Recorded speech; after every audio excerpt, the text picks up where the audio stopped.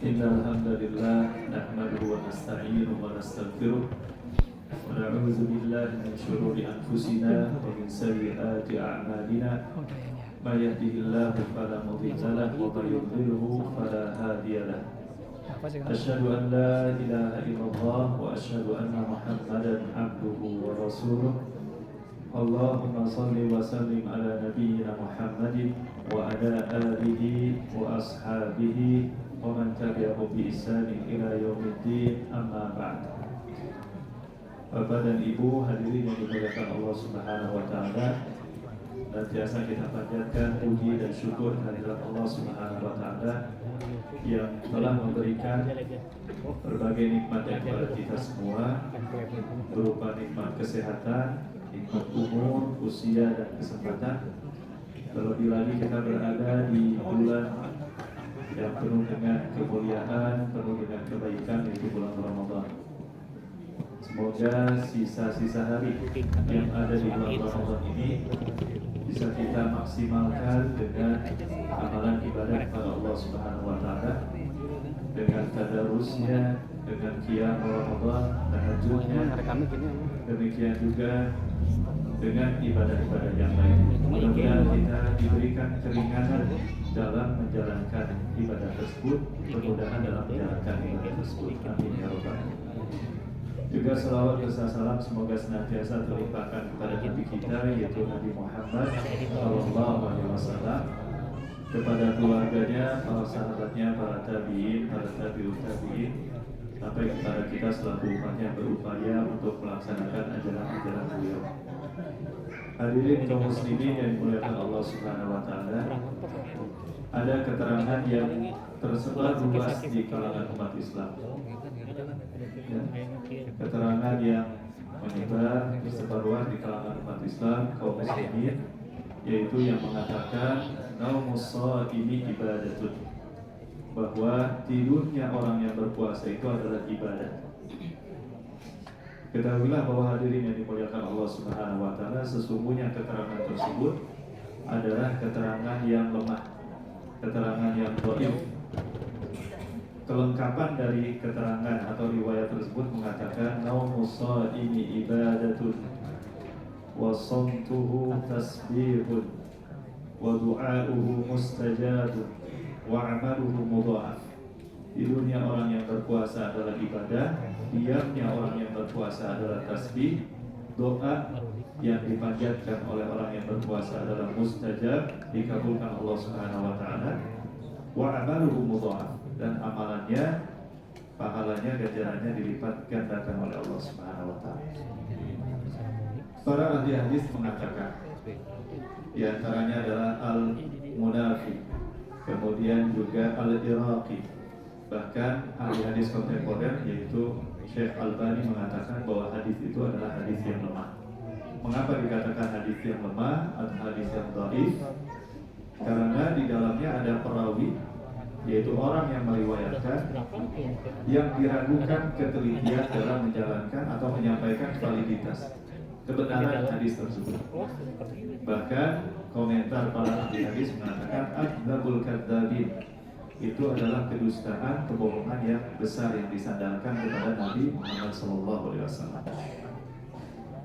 Sepatutnya bagi seorang muslim menjadikan bulan Ramadan bukan untuk berleha-leha, bermalas-malasan, tetapi menjadikan bulan Ramadan justru sebaliknya, bulan yang produktif, bulan yang menghasilkan berbagai kebaikan, bulan yang produktif, bulan yang penuh dengan kebaikan di dalamnya, bulan yang syarat dengan maghfirah dan rahmat Allah Subhanahu wa taala, bulan dilipat gandakannya amalan kebaikan oleh Allah Subhanahu wa taala. Hadirin yang dimuliakan Allah Subhanahu wa taala, dalam ibadah salat kita senantiasa bermohon kepada Allah, ihdinas siratal mustaqim. Ya Allah, tunjukilah kami ke jalan yang lurus. Maka kita turunkan di dalam Al-Quran, jalan yang lurus itu berkenaan dengan makanan. Ada makanan yang dibolehkan bagi kita untuk memakannya, ada makanan yang tidak boleh kita memakan. Turunkan permohonan kita itu kepada Allah Subhanahu wa taala, tunjukilah kami di jalan yang lurus, berpakaian, tata cara berpakaian yang menutup aurat. juga hal-hal yang lainnya dalam berhubungan bermuamalah dengan sesama kaum muslimin. Sesungguhnya dalam bermuamalah, ya, berinteraksi dengan sesama kaum muslimin, ada 3 prinsip yang harus kita pegang teguh. Jadi sebelum salat tarawih kita sempat bicara tentang muamalah. Ya, ada 3 prinsip yang dapat kita pegang teguh. Bahkan hadirin yang dimuliakan Allah Subhanahu wa taala, ayat yang terpanjang di dalam Al-Qur'an bukanlah membahas tentang akidah, bukanlah membahas tentang sejarah, bukan juga membahas tentang akhlak, tetapi ayat yang terpanjang di dalamnya adalah ayat tentang pencatatan transaksi keuangan atau ayat-ayat ekonomi. Allah Subhanahu wa taala menyebutkan, ya ayyuhalladzina amanu idza tadayantum bidainin ila ajalin musamma faktubu. Wahai orang yang beriman, kalau kalian melakukan transaksi tidak secara tunai, faktubu, maka tuliskanlah, maka catatkanlah. Ibu pergi ke warung untuk membeli bahan makanan, ya, membeli sembako. Kebetulan tidak membawa uang tunai. Ibu bilang kepada petugas warungnya atau penjaga warungnya, tolong kaspon dulu, tolong catat dulu. Nah, sebetulnya pencatatan keuangan transaksi itu Allah Subhanahu wa taala telah perintahkan, telah anjurkan kepada kita. Di antaranya dalam ayat yang terpanjang menghabiskan 1 halaman penuh di dalam surat Al-Baqarah ayat 282. Ya ayyuhalladzina amanu idza tadayantum bidainin ila ajalin musamma faktubu. Maka catatkanlah, maka tuliskanlah. Bolehkah kita tidak menuliskan transaksi keuangan, utang piutang? Ya. Boleh. Ayat itu memberikan kondisi-kondisi tertentu. Fa in amina ba'dukum ba'dhan falyu'addi alladhi tumina amanatahu wa liyattaqillaha rabbahu. Kalau di antara pembeli, di antara penjual, ya, antara orang-orang yang berakad, orang yang memberi hutang, orang yang berhutang, orang yang menyewa, para penyewa, telah terjalin kepercayaan di antara mereka, falyu'addi alladhi tumina amanatahu. Maka ayat Al-Qur'annya mengatakan tunaikanlah amanah tersebut. Kalau satu sama lain sudah terjalin kepercayaan, trust, ya, kepercayaan satu sama lain, sudah saling percaya, maka boleh tidak menuliskannya. Ya. Hadirin yang dimuliakan Allah Subhanahu wa taala, sesungguhnya dalam muamalah, dalam bertransaksi, dalam berinteraksi dengan sesama, ada 3 prinsip yang harus kita pegang. Yang pertama adalah prinsip kejujuran. Prinsip kejujuran. Bahkan Nabi SAW, beliau sebelum diangkat sebagai Nabi dan Rasul dikenal sebagai orang yang dapat dipercaya. Melakukan ekspedisi dagang, perjalanan dagang lintas negara, dipercaya untuk menjualkan barang-barang milik Sayyidah Khadijah radhiyallahu anha. Dikenalilah Nabi Muhammad SAW sebagai orang yang jujur, sebagai orang yang terpercaya. Dalam sebuah hadis beliau mengatakan, ya, inna sidqa yahdi ilal bir. Sesungguhnya kejujuran itu dapat menghantarkan, membawa seseorang kepada kebaikan. Wa innal birra yahdi ilal jannah. Dan sesungguhnya kebaikan itu dapat membawa, menghantarkan pelakunya kepada surga Allah Subhanahu wa taala. Wa innar rajula la yasduq hatta yuktaba indallahi siddiqan. Dan sesungguhnya seseorang itu terbiasa merutinkan berbuat, berkata, berucap-ucap yang jujur, yang benar, hatta yuktaba indallahi siddiqan, sampai-sampai Allah catatkan nama orang tersebut sebagai orang yang jujur. Dan sebaliknya, wa innal kadhiba yahdi ilal fujur. Dan sesungguhnya kedustaan, kebohongan itu dapat membawa, menyeret pelakunya kepada kedurhakaan, keburukan. Bayangkan ada pepatah atau ada ungkapan yang mengatakan satu kebohongan ditutupi dengan beratus-ratus kebohongan yang datang kemudian. Hadits Nabi mengatakan wa innal kadhiba yahdi ilal fujur. Sesungguhnya kedustaan, kebohongan itu dapat menyeret, membawa pelakunya kepada kedurhakaan, keburukan. Wa innal fujura yahdi ilan nar. Dan sesungguhnya kedurhakaan bisa membawa, menyeret pelakunya kepada siksa api neraka Allah Subhanahu wa taala. Wa inna rajula la yakdzib hatta yuktaba indallahi kadzdzaba. Dan seseorang telah membiasakan dirinya berbohong, berdusta, yang berkata-kata yang bohong, berbuat perbuatan yang bohong. Hatta yuktaba indallahi kadzdzaba. Sampai-sampai Allah Subhanahu wa taala tetapkan dia, catat nama orang tersebut sebagai orang yang pendusta. Inilah yang pertama, yaitu prinsip kejujuran dalam muamalah yang harus kita pegang teguh. Dan sesungguhnya puasa ini mengajarkan kita untuk itu. Ya. Kita berpuasa, makanya dikatakan dalam hadis Nabi SAW, ya, bahwa sesungguhnya puasa itu adalah untukku dan akulah yang akan memberikan pahala. Orang yang berpuasa di siang hari mungkin saja dia ada kesempatan lari ke dapur atau pergi ke ruang makan, ke rumah makan dan seterusnya. Tapi ia tidak lakukan itu semua. Ibadah yang paling bersih daripada dia, ibadah yang penuh dengan kejujuran adalah madrasah puasa ini, sekolah puasa. Kemudian yang kedua, hadirin yang dimuliakan Allah Subhanahu wa taala, adalah prinsip halal. Prinsip halal, baik dalam prosesnya maupun dalam hasilnya. Baik dalam prosesnya maupun dalam hasilnya. Kita memohon kepada Allah Subhanahu wa taala, ihdinas siratal mustaqim. Ya Allah, tunjukilah kami ke jalan yang lurus. Oleh kita diturunkan doa tersebut. Tidak memakan makanan yang diharapkan oleh Allah Subhanahu wa taala. Jalan yang lurus dalam makanan, tidak memakan makanan yang diharamkan. Tidak meminum minuman yang diharamkan. Tidak memasukkan zat ke dalam tubuh ini yang bisa menimbulkan penyakit.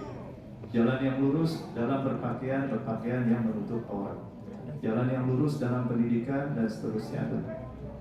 Jalan yang lurus dalam berniaga, berdagang dan seterusnya. Maka kita turunkan, ya, ihdinas siratal mustaqim ini dalam kehidupan sehari-hari. Jalan yang lurus, kita berharap menjadi orang-orang yang berpengetahuan, maka jalannya adalah dengan belajar, dengan menuntut ilmu, dengan menghadiri majelis ilmu dan seterusnya. Maka prinsip yang kedua ini adalah prinsip berkenaan dengan halal. Allah Subhanahu wa taala mengingatkan kepada kita semua, surah Al-Baqarah 183 tentang puasa, 184 tentang dispensasi keringanan siapa saja yang boleh tidak berpuasa dengan kondisi-kondisi tertentu. Kemudian ayat 185 berkenaan dengan Ramadan sebagai bulan Al-Quran, turunnya Al-Quran. Kemudian 186 itu Allah Subhanahu wa taala menyebutkan bahwa banyak-banyak berdoa di bulan Ramadan, bulan berdoa. 187 Allah Subhanahu wa taala berfirman berkenaan dengan iktikaf dan malam-malam di bulan Ramadan. Sementara 188 setelah puasa muncul ayat larangan tidak boleh memakan harta sesama kalian dengan cara yang batil. Setelah seseorang dibiasakan untuk tidak memakan, memasukkan suatu makanan ke dalam tubuhnya, maka beralih larangan makanan ini kepada sesuatu hal yang lain yang diharamkan, yaitu jangan memasukkan ke dalam tubuh ini sesuatu yang diharamkan. Wala ta'kulu amwalakum bainakum bil batil. Janganlah kalian mengambil, merampas, memakan harta sesama kalian dengan cara yang batil. Wa tudlu biha ilal hukam. Kemudian kalian bawa urusan harta itu kepada hakim. Litahkumu fariqan minan nas, litakulu fariqan min amwalin nasi bil itsm. Supaya kalian bisa mengambil, memakan harta manusia dengan cara yang dosa, wa antum ta'lamun. Padahal kalian mengetahuinya. Lebih jauh daripada makanan dan minuman adalah berkenaan dengan tadi berbisnis, kemudian juga prosesnya, income-nya, pendapatannya, kemudian juga hasilnya dan seterusnya. Nah, ini prinsip yang kedua, yaitu berkenaan dengan halal. Bukan sekedar halal secara zatnya, tetapi juga halal secara proses mendapatkan. Kemudian yang ketiga, hadirin yang dimuliakan Allah Subhanahu wa taala, prinsip yang penting dalam muamalah yang ketiga adalah prinsip keridhaan, kerelaan. Sering kita ungkapkan dengan istilah ijab qabul. Ijab qabul, kerelaan. Ya ayyuhalladzina amanu la ta'kulu amwalakum bainakum bil batil. illa an takuna tijaratan an taradin minkum. Wahai orang yang beriman, janganlah kalian memakan harta sesama kalian dengan cara yang batil, illa an takuna tijaratan an taradin minkum, kecuali ya harta yang didapatkan dengan cara perniagaan yang dibina, yang didasari dengan suka sama suka, ada kerelaan, ada kesepakatan. Inilah yang sering kita sebut dengan ijab qabul. Dulu ketika saya berkuliah tahun 2007-2009 ketika S2 waktu itu di Kuala Lumpur, orang Malaysia biasanya bilang saya jual ya, kalau penjual itu dia katakan saya jual, pembeli saya beli ya. Jadi ada ungkapan seperti itu. Namun ijab qabul ini Bapak dan Ibu sekalian banyak sekali bentuknya, dengan ucapan seperti yang tadi kita contohkan, dengan perbuatan sekedar memberi dan menerima, dengan isyarat bagi orang yang tidak, dengan bahasa isyarat bagi orang yang berhalangan atau tidak memiliki kemampuan untuk berbicara. Bahkan sekarang juga lebih berkembang lagi dengan adanya digitalisasi dalam bidang keuangan, adanya marketplace. Orang tinggal pencet saja, tinggal di rumah, kemudian dia memesan barang-barangnya secara langsung. Nah ini yang ketiga ini adalah aspek kerelaan atau sering didefinisikan dengan ijab dan qabul. Ketiga mazhab yang besar, Malikiyah, Syafi'iyah dan Hambali, Maliki, Syafi'i dan Hambali menyepakati bahwa tiga rukun itu menjadi rukun dalam suatu akad. Para pelaku yang berakadnya ya, disertai dengan kejujuran dan seterusnya. Yang kemudian yang kedua adalah objek akadnya, sesuatu yang halal, baik itu proses maupun hasil. Dan yang ketiga adanya ijab dan qabul. Hanya satu mazhab saja yang mengatakan bahwa rukun akad itu hanya satu. Rukun akad hanya satu, dikatakan oleh mazhab Hanafi, satu ini adalah ijab dan qabul. Sebab yang lain-lainnya lahir daripada ijab dan qabul. Dan inilah hadirin yang dimuliakan Allah Subhanahu wa taala. Semoga doa-doa kita di dalam salat meminta petunjuk kepada Allah, ihdinas siratal mustaqim, bisa kita turunkan dalam kehidupan sehari-hari. Akhirul kalam kita berdoa kepada Allah Subhanahu wa taala. Mudah-mudahan Ramadan yang tersisa ini kita semakin maksimal lagi dan optimal lagi dalam beribadah. Allah karuniakan istiqomah kepada kita dalam kebaikan, dalam ketaatan kepada Allah Subhanahu wa taala. Amin ya rabbal alamin. Allahumma ighfir lil muslimina wal muslimat wal mu'minina wal mu'minat al ahya'i minhum wal amwat, innaka ya Allah sami'un qaribun mujibud da'wat wa ya qadiyal hajat. Allahumma anta rabbuna la ilaha illa anta khalaqtana wa nahnu ibaduk wa nahnu ala ahdika wa wa'dika mastata'na, na'udzu bika min syarri ma sana'na, nabu'u laka bi ni'matika alaina wa nabu'u bi dhunubina faghfir lana fa innahu la yaghfiru dhunuba illa anta.